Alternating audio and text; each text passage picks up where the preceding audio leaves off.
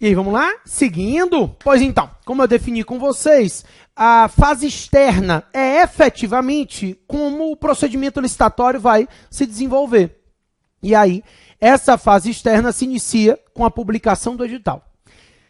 A lei diz, o artigo 21 da lei, que o edital será publicado em diário oficial e em jornal de grande circulação. Não é ou, tá? Então, nós temos uma dupla publicação aqui. Publica-se o edital no Diário Oficial e publica-se o edital também em jornal de grande circulação. Então, é feita a publicação no diário e é feita a publicação em jornal de grande circulação. Nesse momento, a administração já marca uma data para abrir os envelopes de documentação e proposta. Claro, respeitando aquele prazo mínimo que você sabe, né? Então, o edital é publicado.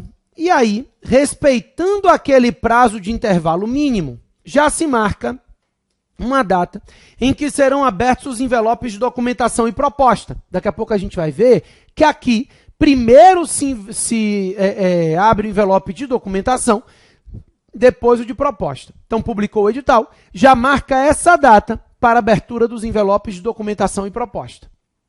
E aí, nesse momento, qualquer cidadão pode impugnar o edital. Nessa hora, qualquer pessoa pode impugnar o edital de licitação. Qualquer cidadão que esteja acompanhando o procedimento licitatório pode fazer a impugnação administrativa do edital, desde que o faça até o 5º dia útil anterior à data marcada para abertura dos envelopes, tá? Então, qualquer cidadão... Claro que eu estou falando de impugnação administrativa, porque quem se sentir prejudicado, se quiser ir ao judiciário, vai impetrar um mandado de segurança, propor uma ação anulatória, enfim. O que eu estou lhe dizendo é que administrativamente, qualquer cidadão pode impugnar o edital. Então, a princípio, qualquer cidadão pode fazer a impugnação do edital, desde que a impugnação seja feita até o 5º dia útil anterior à data marcada para abertura dos envelopes, tá? Se ele for licitante, o prazo dele é menor. É maior. Se ele vai participar da licitação, aí ele pode impugnar o edital até o 2º dia útil anterior à data marcada para abertura dos envelopes, tá? Então, sendo ele licitante, o prazo dele é maior do que se ele for um cidadão qualquer. Claro que você entende que o prazo é maior, 2º dia útil é maior do que 5º, porque o prazo de trás para frente, né? Então, faltando somente 2 dias úteis para a abertura dos envelopes, o licitante ainda pode fazer a impugnação do edital. Esse sujeito que vai participar da licitação, ele pode impugnar o edital até o 2º dia útil anterior à data marcada para a abertura dos envelopes. Beleza? Ótimo. Se ninguém fizer impugnação nenhuma, a administração pode alterar de ofício? Claro. Que princípio é esse? Autotutela. A gente já conversou, desde a primeira aula, que a administração tem o poder de rever os seus próprios atos. O edital é um ato da administração, é um ato administrativo. E aí, se a administração vislumbrar alguma coisa errada, ela não só pode, como ela deve fazer essa alteração. Então, é a autotutela da administração, é o poder-dever que ela tem de rever os seus próprios atos, independentemente de provocação. Então, ainda que ela não tenha sido provocada, ela pode e deve rever esse edital se ela vislumbrar algum equívoco, alguma situação errada no edital, né? Então, a ideia é de que qualquer cidadão pode impugnar o edital, o licitante pode impugnar o edital, e mesmo que ninguém faça impugnação nenhuma, a administração pode, de ofício, rever esse edital, se ela vislumbrar um vício no procedimento licitatório, tá? Agora, alterou o edital, publica de novo. E alterou o edital, reabre o prazo de intervalo mínimo? Pessoal, primeira pergunta, publica de novo? Sempre, sem exceção. Então, qualquer alteração no edital ensejará uma publicação da parte alterada de qualquer jeito. Não tem opção. Alterou o edital, tem que publicar de novo a parte alterada. Então, qualquer alteração do edital enseja necessariamente a publicação da parte alterada. No Diário Oficial, em jornal de grande circulação, nos mesmos moldes da publicação originária. Então, deve-se alterar, deve-se publicar o edital e publicar a errata, né, que é a parte alterada, nos mesmos moldes da publicação originária. Não tem exceção. E tem que reabrir o prazo de intervalo mínimo? Também. Aí, a lei diz o seguinte: deve-se reabrir o prazo de intervalo mínimo, salvo se a alteração não modificar o conteúdo das propostas. Então, se a alteração não modificar o conteúdo das propostas, não precisa reabrir o prazo de intervalo mínimo. Publicar de novo precisa, não há exceção, tá? Então, qualquer alteração que seja feita, mais simples que seja, eu tenho que publicar a errata, né, que é a parte alterada. Não tem exceção, não. Agora, se essa alteração não modificar o conteúdo das propostas, for uma alteração meramente material, aí não precisa reabrir o prazo de intervalo mínimo. Vai publicar de novo, mas não precisa reabrir o prazo de intervalo mínimo se a alteração não modificar o conteúdo das propostas. Ok? Beleza. A questão é, publicou o edital, passa-se a fase de habilitação. Na concorrência, primeiro, serão abertos os envelopes que contêm a documentação dos licitantes. Então, a fase de habilitação é isso. O edital foi publicado, né? E aí, com ou sem impugnação, não me interessa, eu respeito aquele prazo mínimo e passo para a abertura dos envelopes. Aqui, primeiro, se abrem os envelopes que contêm a documentação dos licitantes. É o que nós vamos chamar de fase de habilitação. Nessa fase de habilitação, o que a gente busca é a análise da idoneidade do sujeito. Eu preciso verificar se ele está idôneo a contratar com o Estado. Então, a primeira coisa que eu vou fazer é checar os documentos dele. Eu não quero nem ver proposta. Porque se ele não estiver habilitado, eu vou devolver o envelope de proposta a ele lacrado. Eu não quero nem ver. Não me interessa nem olhar para a proposta de quem não foi habilitado. Então, nessa fase, eu preciso verificar se o sujeito cumpre os requisitos de habilitação. Se ele está idôneo a contratar com o Estado. Beleza? Vamos lá. Quando eu falo de requisitos de habilitação, quando eu digo que ele tem que estar idôneo a contratar com o Estado, a primeira coisa que eu quero que você tome cuidado é que, na verdade, não se pode exigir qualquer requisito de habilitação. Os requisitos de habilitação são aqueles definidos em lei e que sejam indispensáveis à execução do contrato, porque senão é fraude. Eu vou exigindo tanto requisito que eu direciono para quem eu quero.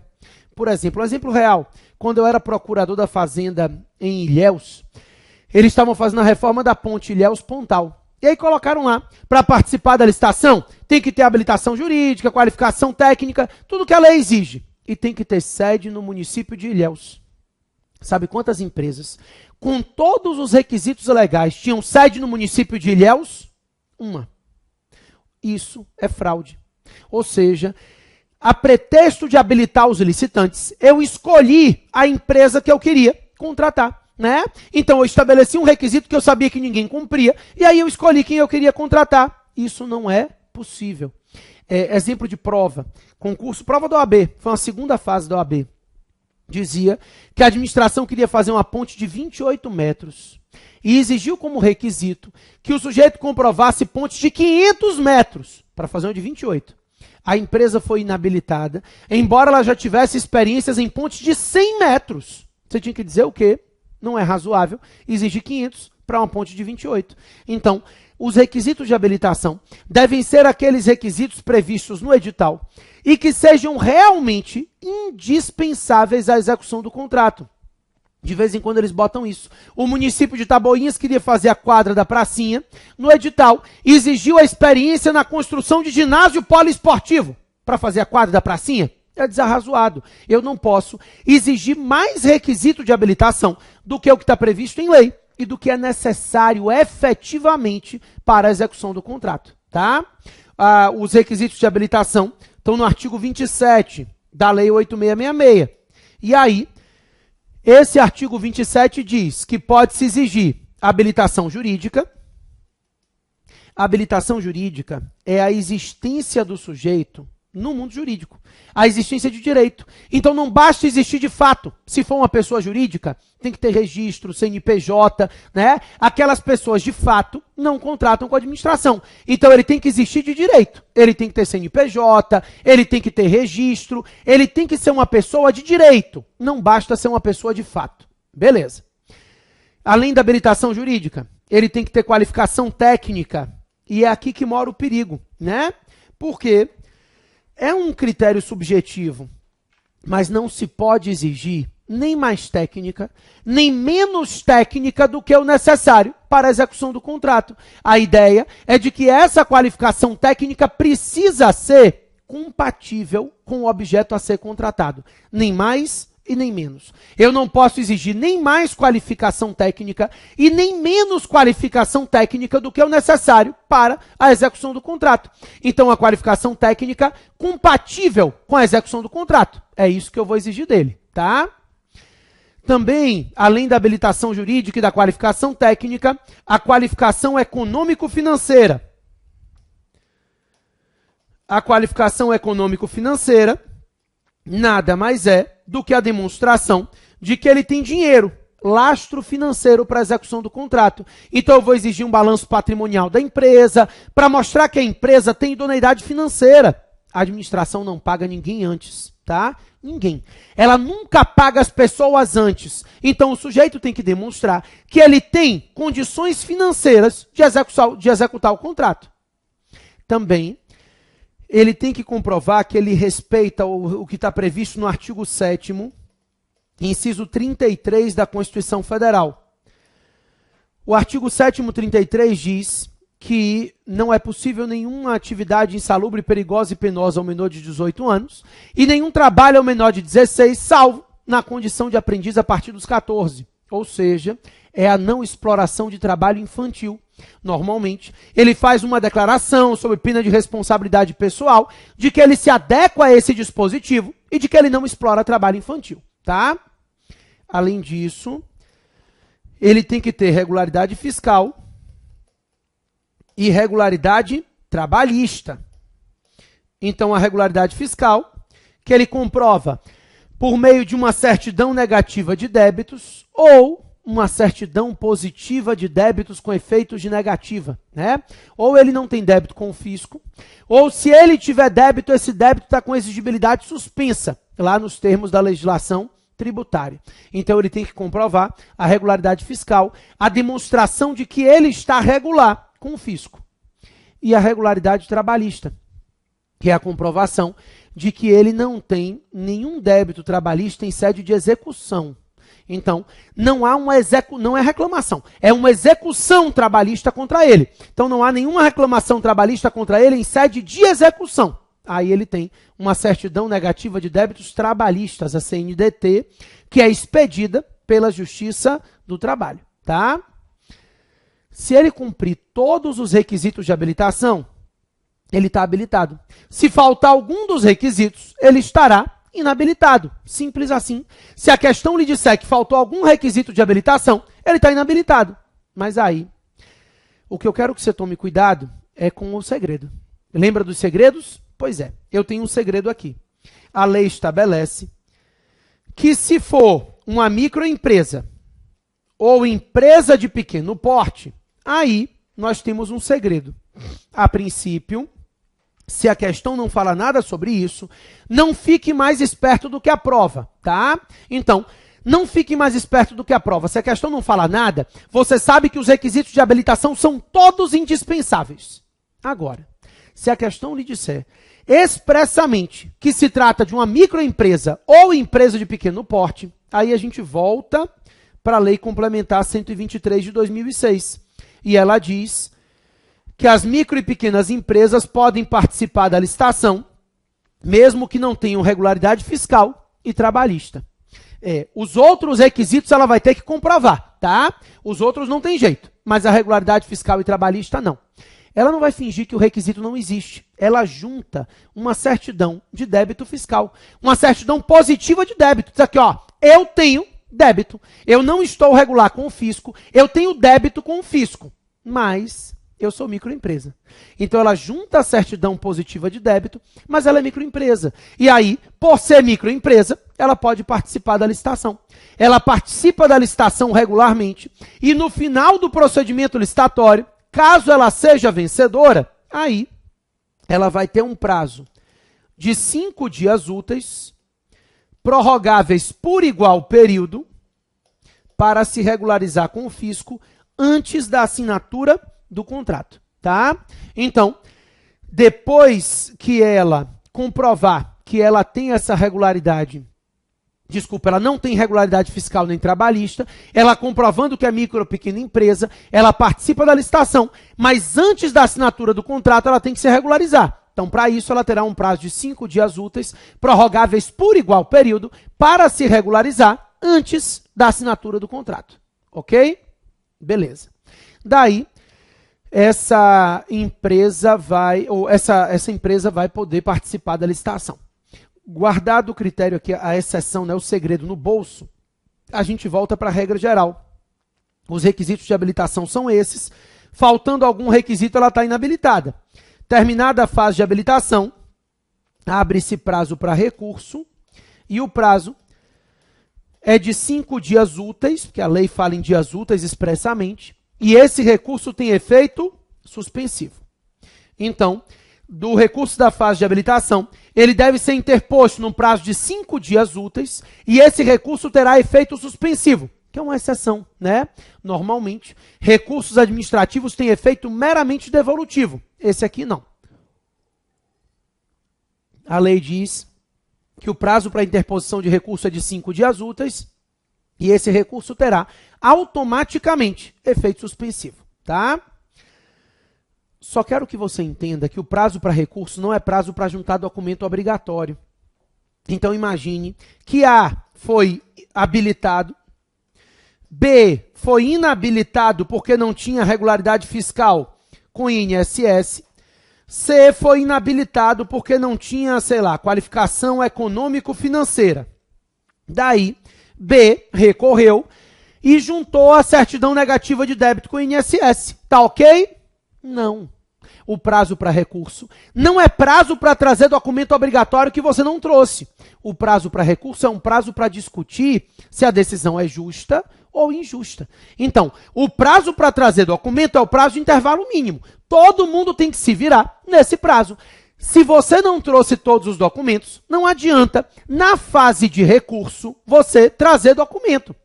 Então, você recorre e diz, desculpa, eu esqueci, está aqui a certidão. Não vale. Então, o prazo para recurso não é prazo para trazer documento obrigatório. É um prazo para se discutir se a decisão de inabilitação foi correta ou não, tá?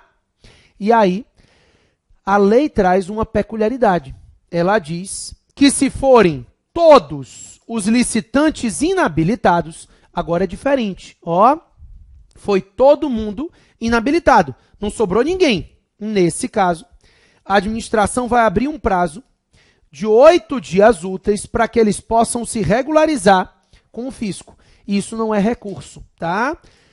É um prazo diferenciado para evitar o fracasso da licitação. Então, foi todo mundo inabilitado, sobrou ninguém. Aí, nesse caso, para evitar que a licitação seja fracassada, a administração pode, a lei fala em pode, mas a gente entende que é um poder-dever, né? Então, ela pode e deve abrir um prazo de 8 dias úteis para que agora sim eles tragam novos documentos e se habilitem. A ideia é evitar que seja fracassada a licitação, porque foi todo mundo inabilitado. Não é recurso. Sendo todo mundo inabilitado, abrem-se 8 dias úteis para que eles se adequem ao edital e eu consiga salvar o procedimento licitatório, tá? Então, publicou o edital. Depois que publicou o edital, abriram-se os envelopes de habilitação com os documentos dos licitantes.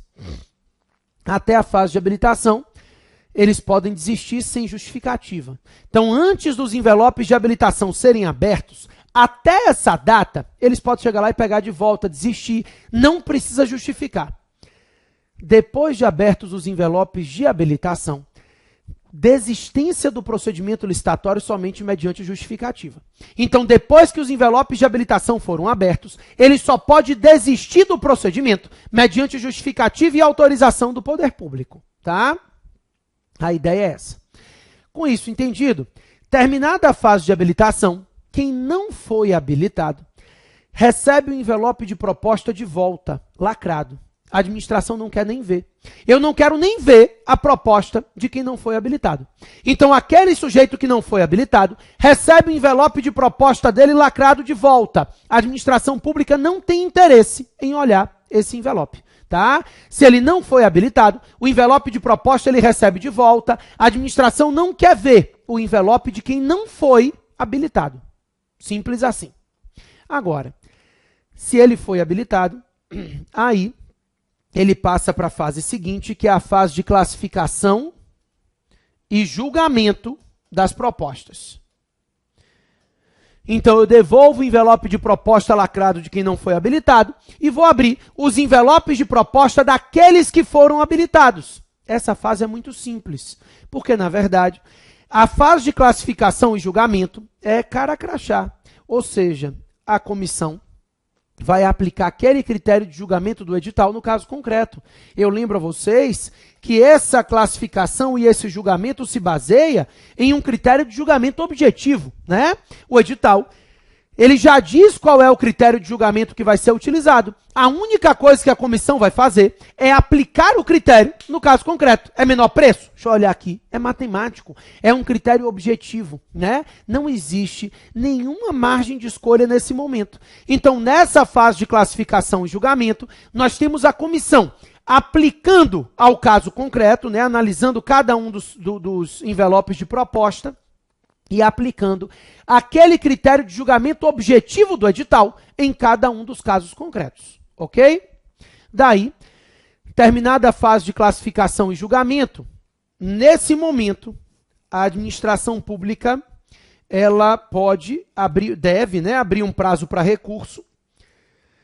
O recurso aqui também será interposto no prazo de 5 dias úteis, e ele também tem efeito suspensivo.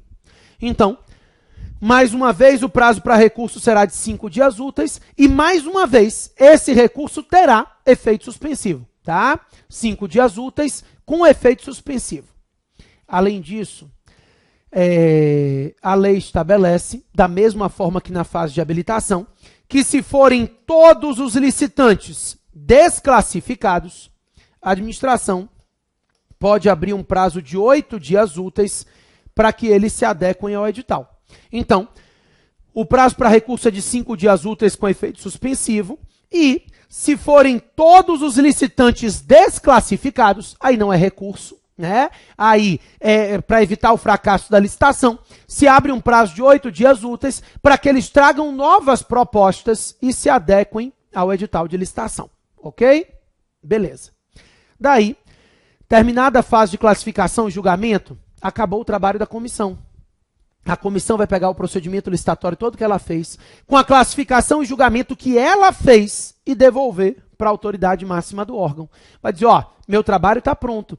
Então, ela já analisou todas as documentações, depois ela analisou todas as propostas, ela pega esse procedimento licitatório pronto e devolve para a autoridade máxima do órgão, para que essa autoridade diga, ok, está tudo certinho, que é justamente a fase de homologação. Então, a fase de homologação é a fase onde a autoridade superior do órgão, a autoridade responsável pelo órgão, então o ministério, né, tem o ministro, a secretaria, o secretário, aquela autoridade responsável pelo órgão vai chancelar o trabalho da comissão.